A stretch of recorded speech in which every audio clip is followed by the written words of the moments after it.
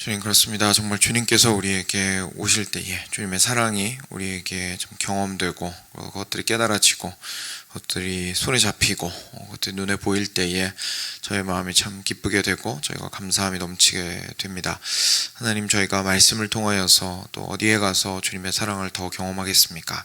하나님, 저희가 항상 말씀 안에서 그리고 주님과 기도함으로 그리고 주님과 동행하는 삶을 누림으로 심지어 이 땅 가운데서 주의 뜻을 따라 살기 위하여 씨름하는 과정 속에서도 주의 사랑을 항상 경험할 수 있도록 하여 주시옵소서.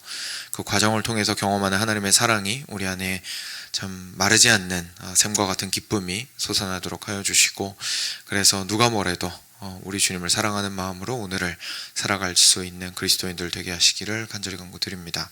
하나님, 우리로 힘있게 하시고 우리로 소망을 가지고 살아가게 하시고 항상 기쁨 가운데 감사함으로 살아가게 하시기를 간구드립니다. 주님, 스가랴 말씀 계속 보고 있습니다. 주님께서 오늘 말씀 통하여서도 동일하게 저희들에게 역사하여 주시고 참 저희들에게 소망과 기쁨을 허락하시기를 기도드립니다. 감사하며 사랑하는 예수님 이름으로 기도드렸습니다. 아멘. 네, 스가랴 9장 9절부터 17절 말씀 같이 보겠습니다. 같이 교독하겠습니다. 제가 9절 말씀 먼저 읽도록 하겠습니다. 시온에 따라 크게 기뻐할지어다. 예루살렘에 따라 즐거이 부를지어다. 보라, 내 왕이 내게 임하시나니 그는 공의로우시며 구원을 베푸시며 겸손하여서 나귀를 타시나니 나귀의 작은 것 곧 나귀 새끼니라. 내가 에브라임의 병거와 예루살렘의 말을 끊겠고 전쟁하는 활도 끊으리니 그가 이방 사람에게 화평을 전할 것이요 그의 통치는 바다에서 바다까지 이르고 유브라데 강에서 땅끝까지 이르리라. 또 너로 말할진대 내 언약의 피로 말미암아 내가 내 갇힌 자들을 물 없는 구덩이에서 놓았나니 갇혀 있으나 소망을 품은 자들아 너희는 요새로 돌아올지니라. 내가 오늘도 이르노라. 내가 내게 갑절이나 갚을 것이라. 내가 유다를 당긴 활로 삼고 에브라임을 끼운 화살로 삼았으니 시온아, 내가 내 자식들을 일으켜 헬라 자식들을 치게 하며 너를 용사의 칼과 같게 하리라. 여호와께서 그들 위에 나타나서 그들의 화살을 번개같이 쏘아내실 것이며 주 여호와께서 나팔을 불게 하시며 남방 회오리 바람을 타고 가실 것이라. 만군의 여호와께서 그들을 호위하시리니 그들이 원수를 삼키며 물맷돌을 밟을 것이며 그들이 피를 마시고 즐거이 부르기를 술 취한 것 같이 할 것인즉 피가 가득한 동이와도 같고 피 묻은 제단 모퉁이와도 같을 것이라. 이날에 그들의 하나님 여호와께서 그들을 자기 백성의 양떼같이 구원하시리니 그들이 왕관의 보석같이 여호와의 땅에 빛나리로다. 같이 읽겠습니다. 그의 형통함과 그의 아름다움이 어찌 그리 큰지 곡식은 청년을 새 포도주는 처녀를 강건하게 하리라. 아멘. 네. 그래서 역시 동일하게 하나님께서 계속해서 구원을 베푸시는 것들을 이제 또 생생한 모습으로 저희들에게 보여주시고 있는 부분입니다. 9절 말씀의 시작이 좀 저를 벅차게 하죠. 시온에 따라 크게 기뻐할지어다. 예루살렘에 따라 즐거이 부를지어다. 정말 기쁘고 즐거운 일이 우리 가운데 있으니 기뻐하고 즐거워할지어다 라고 이야기를 하고 있습니다.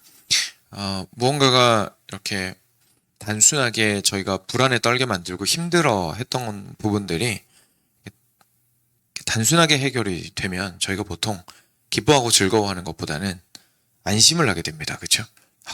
하고 한숨을 쉬면서 몸에 이렇게 딱 힘주고 있었던 긴장이 풀리게 되고 안심을 하게 되죠.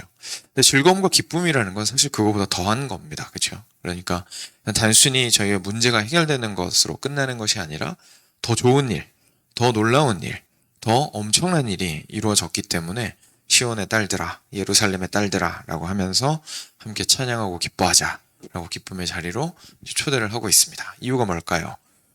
이어서 이렇게 나옵니다. 보라, 너의 왕이 내게 임하시나니 그는 공의로우시며 구원을 베푸시며 겸손하여서 나귀를 타시나니 나귀의 작은 것 곧 나귀 새끼니라 라고 말씀하십니다.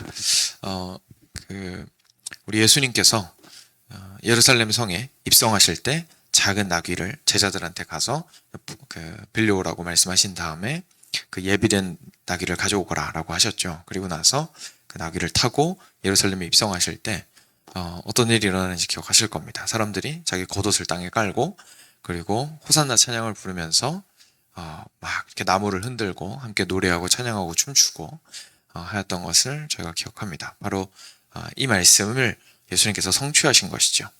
그래서 이 예언이 이렇게 스가랴서에 되어 있다는 것을, 예수님이 오시기 몇백 년 전에 벌써 예언되어 있었다는 것을 저희가 눈으로 확인할 수 있는 부분인데요. 사실 이 구절의 한 부분 한 부분이 다 참 놀라운 증언들입니다. 여기 처음에 보면 너의 왕이 너에게 임하셨으니 함께 기뻐하라 라고 얘기를 하고 있잖아요.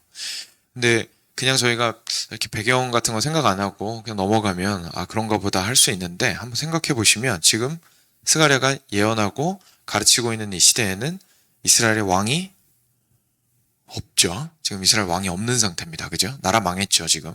나라 완전히 망해서 왕도 없고요. 지금 이미 그 상황이 벌써 몇십 년 지속이 되고 있어서 굉장히 어려운 상황 속에 있는 민족이었습니다.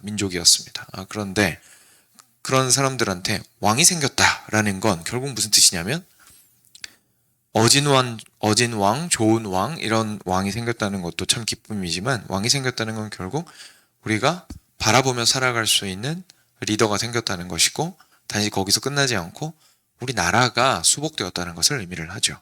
우리 나라가 회복되었습니다 라는 뜻이죠. 왕은 결국 나라를 다스리고 일으키고 그리고 성장시키는 사람이잖아요. 그래서 그냥 단순하게 리더도 아니고 우리가 나라를 회복하게 되었다라는 것을 의미를 합니다. 그러니까 기쁘지 않을 수가 없죠.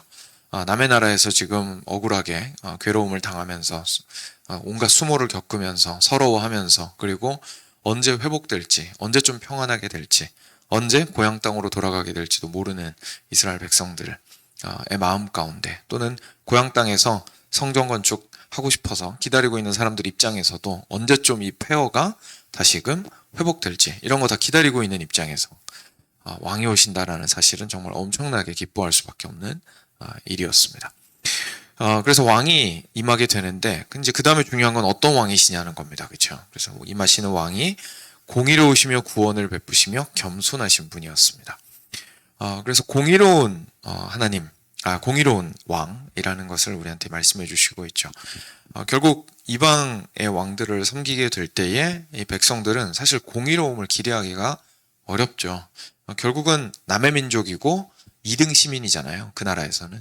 그리고 심지어 더 심한 경우에는 이제 이스라엘 백성들이 그 정도까지는 내려가진 않은 것 같지만 노예와도 같은 삶을 살아야 될 수도 있는 고대 시대에 그런 상황이었는데, 이제 우리 왕이 생겨서 그 왕은 합당하게 우리를 대우해 주실 것이다. 우리를 사랑해 주시고 우리를 높여 주시고 우리의 영광을 지켜주시고 우리의 평안과 안위를 위해서 일하시고 우리를 드디어 우리의 가치를 알아주시고 우리를 사랑해 주실 것이다 라고 이야기를 사실은 어떻게 보면 하는 거나 마찬가지죠. 그래서 그동안 공의를 기대할 수 없었던 그 나라에서 참 그 온갖 서러움을 다 눈 녹듯이 녹여주실 공의의 하나님, 공의의 왕이 우리에게 올 것이다 라는 예언이고, 또 다시 다른 측면으로 좀 생각을 또 해보면요, 그럼 그렇다고 해서 이스라엘 예전 왕들이 공의로웠냐면 또 그렇진 또 않았잖아요. 이스라엘 왕들이 하나님의 공의에서 벗어나게 행하고, 나라가 있을 때에도, 그렇죠?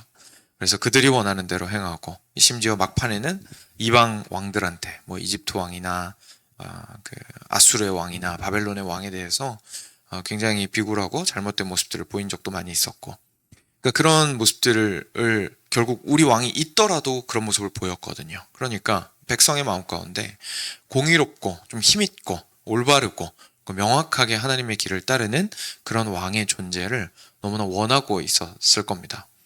그런데 그런 왕이 오신다라고 얘기를 하시는 거죠. 그러니 어떻게 비교를 해봐도 지금 너무 좋은 왕을 약속을 해주시는 거예요.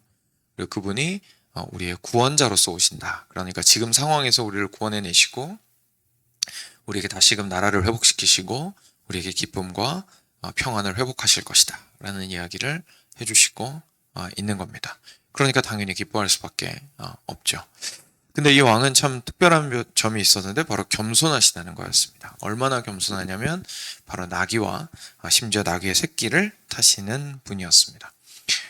이것은 정말 하나님께서 허락하실 메시아의 특별한 그 겸손함을 이야기를 하는 거죠. 왜냐하면 한번 생각해 보시면 그 구원을 기다리는 백성들 입장에서는요, 왕이 꼭 겸손할 필요는 없습니다. 그렇죠? 왕이 겸손하지 않아도 되거든요. 왕은 어차피 그 나라에서 제일 높은 사람이고 실제로 민족의 우두머리이기 때문에 그렇게까지 겸손하지 않아도 됩니다. 그는 그냥 왕으로서의 능력을 잘 발휘를 해주면 되는 겁니다. 그래서 구원하고 공의롭고 이 정도만 해줘도 너무 감사하죠. 그런데 이 왕은 실제로 낮아졌어. 백성 곁으로 오고 그리고 그 백성을 사랑하고 백성과 그 마음을 함께하는 백성들도 탈 수 있는 나귀 새끼는 백성들도 탈 수 있잖아요. 집에 나귀가 있으면 나귀 새끼 태어나면 애기들도 탈 수 있을 거 아닙니까? 그렇죠? 가장 낮은 자리에 있고 가장 연약한 자리에 있는 이에까지도 내려올 분이 바로 이 왕이시고 메시아시다라는 이야기를 하시고 있는 겁니다. 사실 놀라운 예언이죠. 그러니 이것이 단순하게 우리의 주변 상황과 정치적 상황과 군사적 상황을 해결하실 분이 아니라 실제로 우리의 마음을 녹이시고 우리를 정말 알아주시고 사랑해 주실 우리와 함께 해주실 메시아이시다라는 이야기를 우리한테 해주시고 있습니다. 그래서 이 이야기를 이 예언을 이스라엘 백성들한테 하시니 당연히 시온의 딸들아 예루살렘의 딸들아 우리가 함께 기뻐하자 즐거이 노래하자라고 이야기를 할 수가 있는 거죠. 사랑하는 여러분, 이것이 저희가 기다리는 다시 오실 예수님의 모습이고요. 그리고 과거에 먼저 한 차례 우리를 위해서 오셨던 예수님께서 이런 모습으로 그리고 이런 분으로 우리에게 오셨다는 것을 다시 한번 기억했으면 좋겠습니다.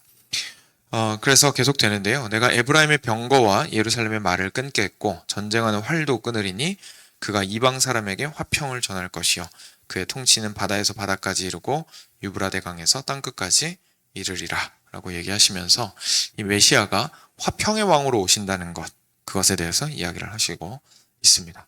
그러니까 오시면 에브라임과 예루살렘은 에브라임은 북이스라엘을 의미하고요. 예루살렘은 남유다를 의미합니다.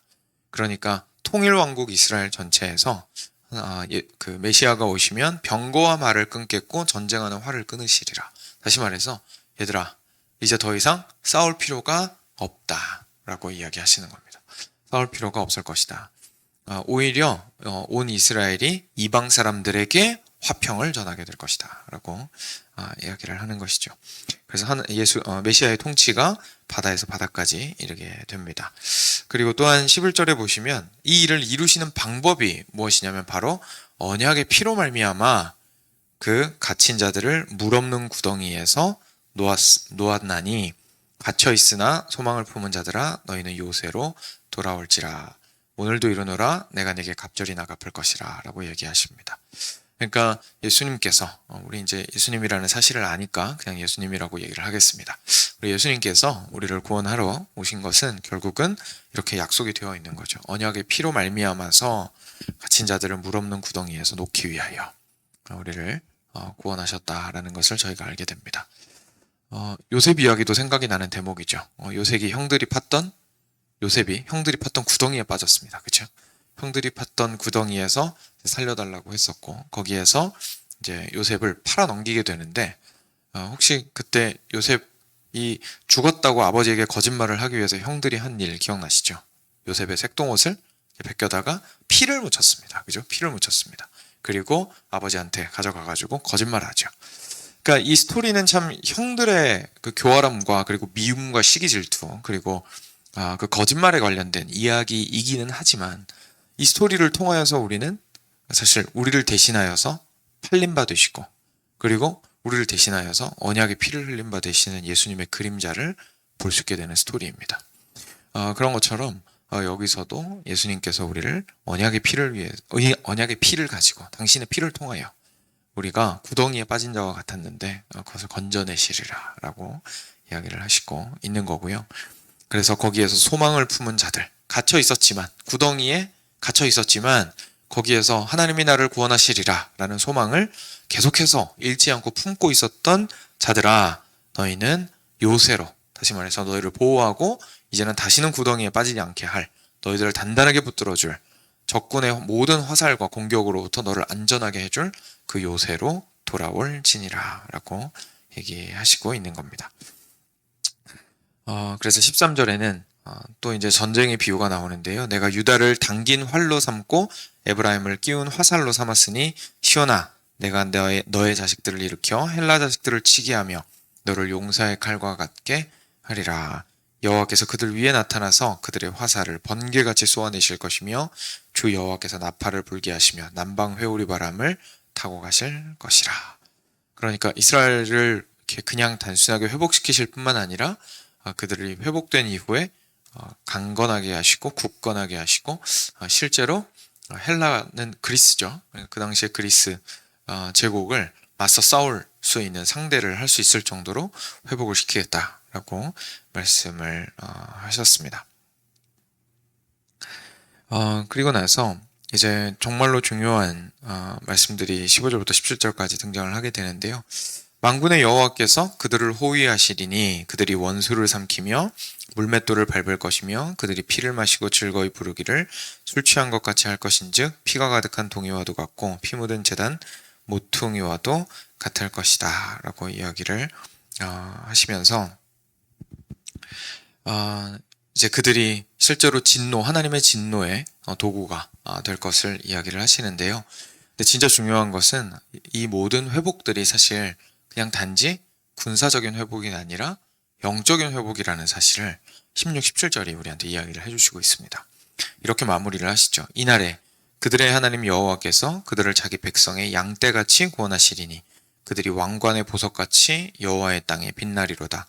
그의 형통함과 그의 아름다움이 어찌 그리 큰지 곡식은 청년을 새 포도주는 처녀를 강건하게 하시리라 라고 이야기를 하십니다.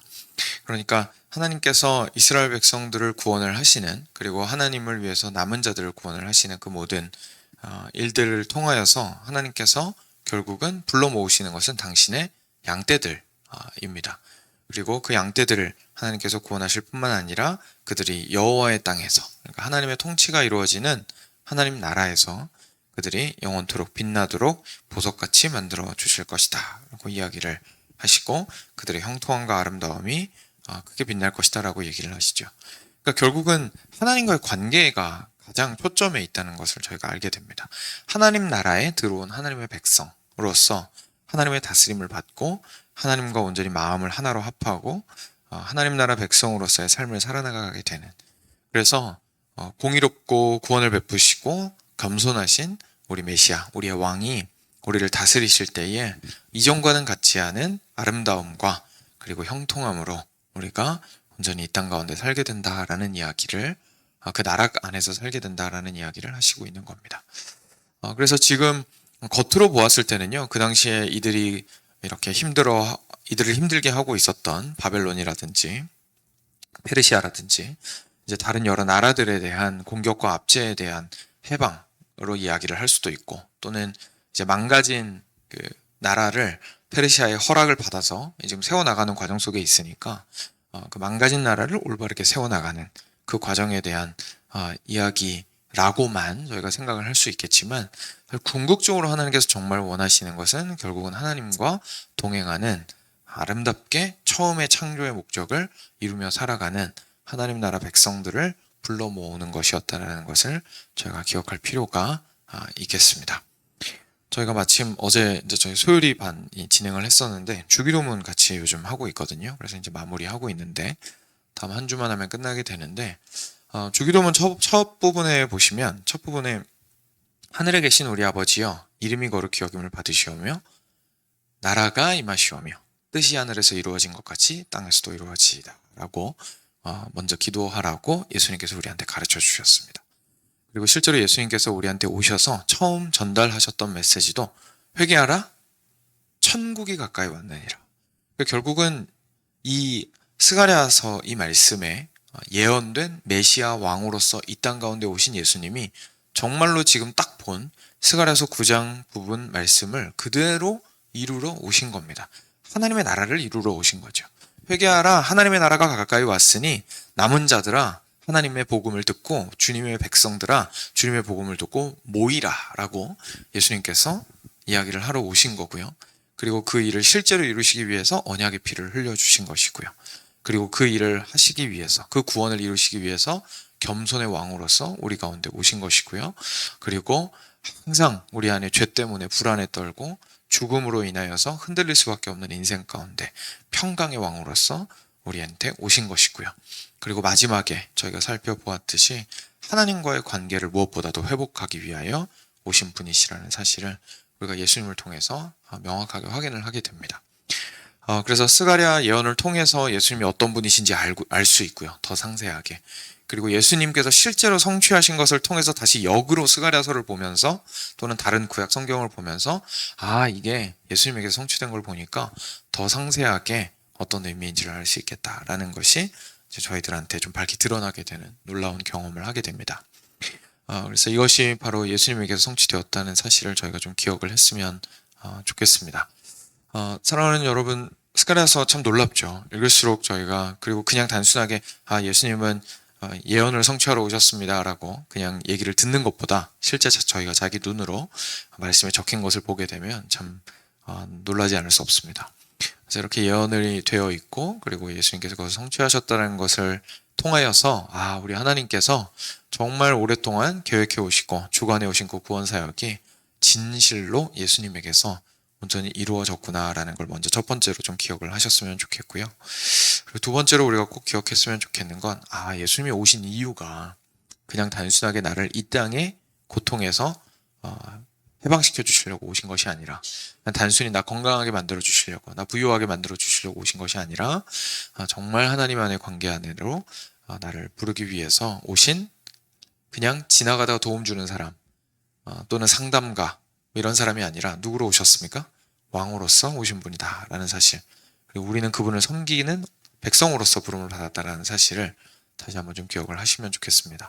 그래서 오늘의 삶 가운데에서 과연 나는 평강의 왕의 다스림을 받는 자인가, 언약의 피로 나를 사신 분의 명령을 따르는 자로서 살아가는 삶인가, 겸손한 왕을 따르는 겸손한 백성인가, 하나님의 구원을 진정으로 소망하고 있는 주님의 요새와 주님의 보호하심을 소망하고 있는 자로서 그리스도를 바라보는 자인가 라는 것들을 좀 한번 살펴보시면서 예수님을 인하여서 감사하시고 그리고 삶 가운데서 큰 힘을 얻으시는 또 하루 되시기를 주님의 이름으로 축원드립니다.